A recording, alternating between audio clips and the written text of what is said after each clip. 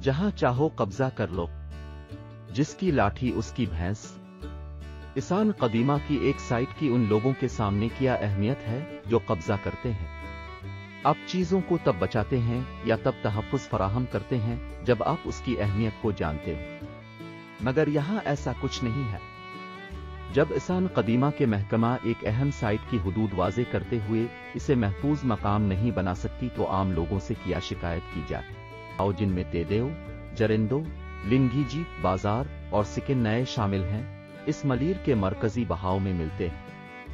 ये आगे चलकर किसी जमाने में गुजरी खाड़ी में जाकर अपना सफर खत्म करती थी, मगर बाद में इसका कुदरती बहाव तब्दील करके कोरंगी खाड़ी में कर दिया गया है। M11 बरसाती गुजरगाहें। मलीर वादी इस जगह पर वाक़े है जो माजी में मगरिब और शुमाल से आने वाले व्यापारी काफिलों की कदीम गुजरगाह रही है।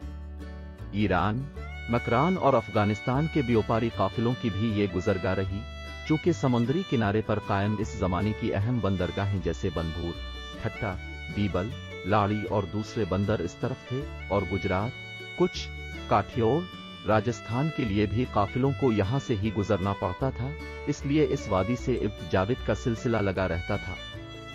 सिकंदर भी इसी रास्ते ईरान की तरफ पैदल गया था, और उसस पिन्हू के इश्किया दास्तान के किरदारों का गुजर भी इसी मलीर वादी से हुआ था।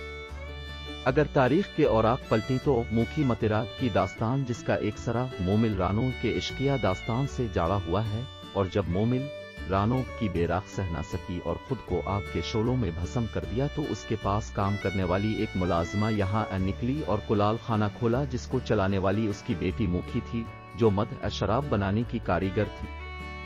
ये चूंकि काफिलों का रास्ता भी था इसलिए ये व्यापार चल निकला, मगर फिर इस कुलाल खाने के दिन भी इस मूखी मतेरा के दास्तान पर आकर पूरे हुए।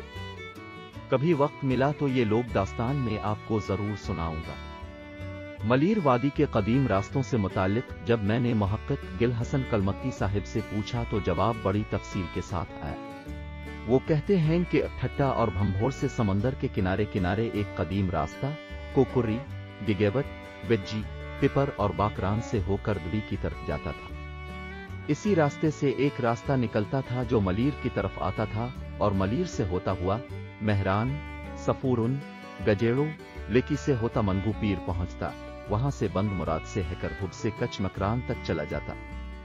एक और रास्ता पिपर से निकलता जो रीजी, कोरटीड़ो से होता मलीर नए को पार करता, खरखरी, कोनुक्कर और गडाप से होता हुआ अबकाने पहुंचता, वहां से लंग लोहार वाली जगह से हुब को पार करता, वंदर और उथल तरफ जाता था। एक दूसरा रास्ता गडाप के नाराथर जबल से निकलता और लकीशा सदर से होता हुआ सहवन शरीफ पहुंचता। इस रास्ते को उसावानी वाट रास्ता के नाम से जाना जाता है। M12 इनमें से किसी के भाइयों का काफिला भंभोर आया होगा और फिर उन्हीं रास्तों से बेचारी सस पिन्हू की मोहब्बत में कच्छ मकरान की तरफ गई होगी कि लोग बेवफाई कर जाते हैं, पर रास्ते अब से कभी बेवफाई नहीं करते। मलीर वादी में बस्तियां वहां आबाद हुईं जहां से ये बरसाती पानी के बहाव गुजरे। बारिशों के 3-4 माह का मौसम इस वादी के लिए फितरत का सदियों से मिलता हुआ तोहफा है। इस तोहफे की वजह से यहाँ इंसानी बस्तियां आबाद हुईं। बस्तियों के बसने के लिए जिन अहम चीजों की जरूरत थी वो यहाँ मौजूद थीं। समंदर का किनारा, मवेशियों के लिए अलिफागता हुआ बेतहाशा चारा, खेती बाड़ी करने के लिए जरखेज जमीन और काफिलों के आने जाने के रास्ते भी थे, जिनकी वजह से यहाँ कारवां सराय भी बने, और यूं मुर्गियों, बकरियों, अनाज, दूध और मक्खन की फरोख्त से मकामियों की अच्छी आमदनी भी हो जाती थी। 100 लोगों का गुजर बिसर अच्छा हो जाता था।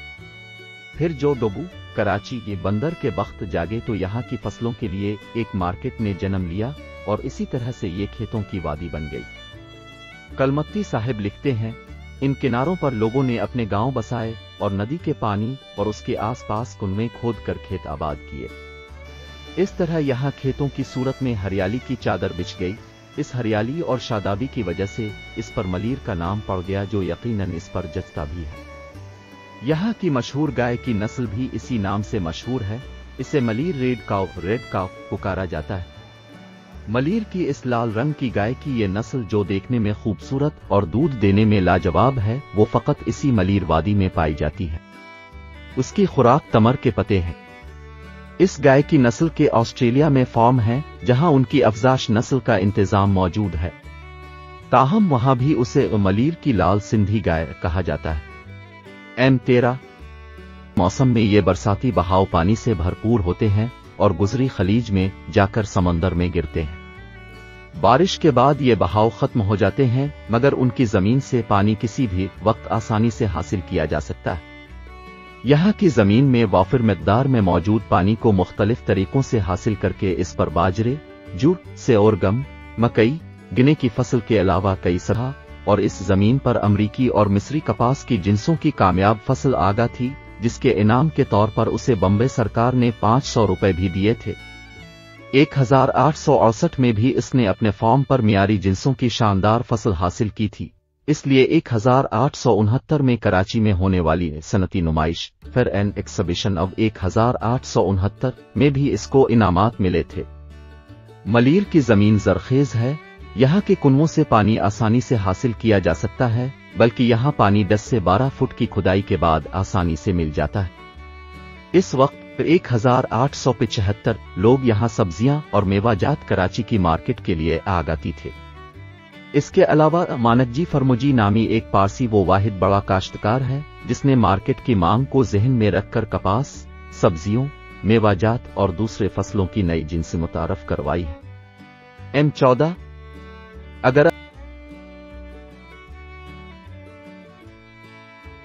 हमारी तहरीर का मुताला किया होगा तो यकीनन आपको अंदाजा हो गया होगा कि ली मार्केट के बाजार में सब्जियों, मेवाजात के अलावा दूध, घी भी ज्यादा मिकदार में मलीर से आता था। खता के था कि खाना चाहे लाखों का बनुल्लू, अगर इसमें नमक की चुटकी न पड़े तो खाने में सवाद की नहरें कहां से फूटेंगी। मलीर के जुनूब में समुद्री किनारों पर नमक के जखीरे हैं, इसलिए अब तो ये कहने का भी जवाज बनता है कि खुराक में लज्जत भी मलीर वादी उंडेलती रही है। अब थोड़ा ध्यान तो दें, थोड़ा गौर तो करें कि फितरत ने किस तरह जोड़े एक दूसरे से मिलदी है। ये फितरत का एक वसी की निवास है जिस पर सदियों से इंसान और फितरत मिलकर इस पर रंग भर रहे हैं, रिवायतों और कैफियतों को बांध रहे हैं कि यहाँ की मेहंदी कभी ये नहीं पूछती कि ये हाथ किसका है, हाथ गोरा है या काला। मेहंदी का वजूद फितरत ने पैदा ही हाथों को लाल करने के लिए किया है, इसलिए वो कभी फितरत की दी हुई हिदायत को नहीं भूलती।